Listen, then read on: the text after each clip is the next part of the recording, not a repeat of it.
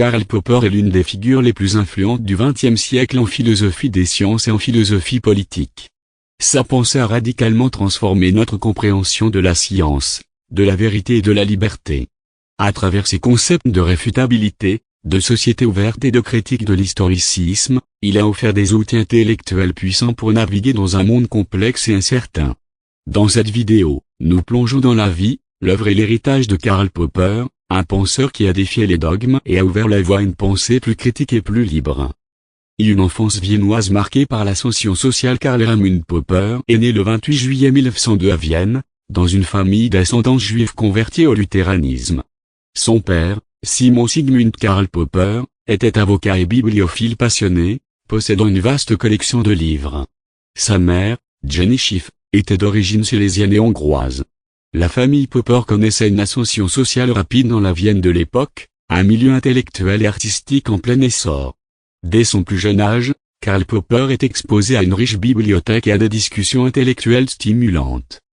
Cette immersion dans un environnement intellectuel nourrissant façonne sa curiosité et son esprit critique.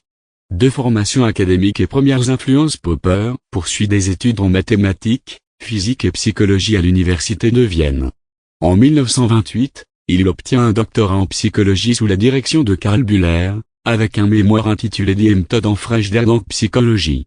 Cependant, c'est en 1934 qu'il publie son premier grand ouvrage, Logik der Forschung, dans lequel il critique le psychologisme, le naturalisme, l'inductivisme et l'empirisme logique. Il y expose sa théorie de la réfutabilité comme critère de démarcation entre science et non-science. Bien que proche du cercle de Vienne, Popper ne s'y intègre pas pleinement.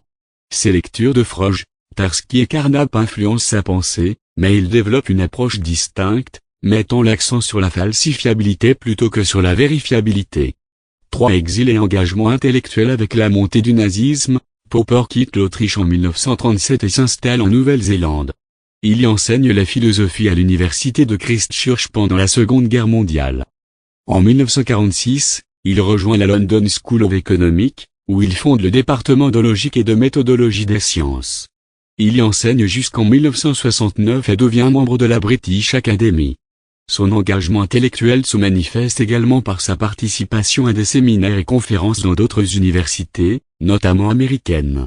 Il collabore avec des penseurs tels que Friedrich Hayek et Ernst Gombrich, partageant une vision commune de la liberté et de la société ouverte. 4. Philosophie des sciences. La réfutabilité comme critère de démarcation. L'une des contributions majeures de Popper à la philosophie des sciences est sa théorie de la réfutabilité. Il soutient que pour qu'une théorie soit scientifique, elle doit être réfutable par l'expérience. Ainsi, une hypothèse est dite scientifique si et seulement si elle peut être logiquement contredite par un test empirique. Ce critère permet de distinguer les théories scientifiques des non scientifiques, telles que la métaphysique ou la pseudoscience. Cette approche remet en question l'induction comme méthode scientifique, privilégiant plutôt une démarche hypothético-déductive. Selon Popper, la science progresse par essai-erreur, en éliminant les théories fausses plutôt qu'en confirmant les théories vraies.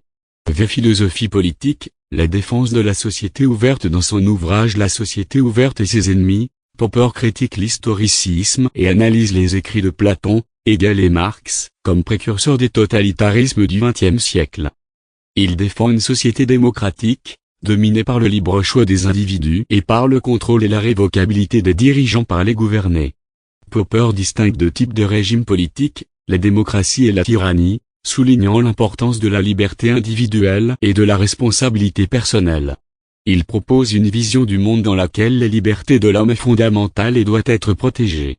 Il soutient que l'État a le devoir de limiter les libertés de telle sorte qu'aucun individu ne doit être amené à être aliéné à un autre.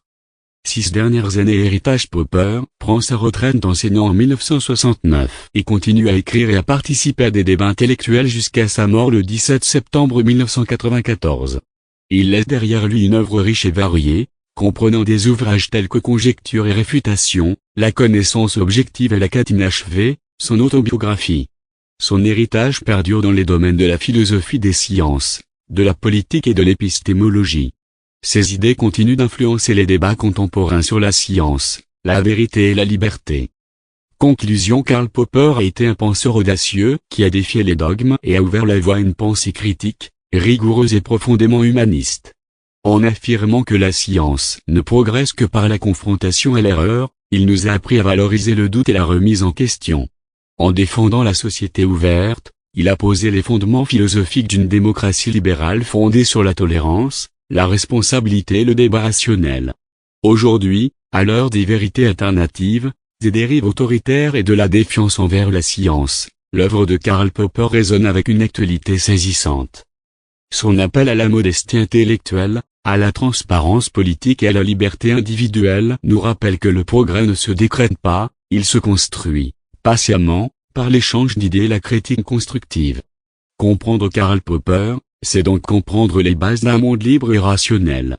C'est aussi, peut-être, se doter des outils nécessaires pour en préserver les fondements face aux incertitudes du XXIe siècle.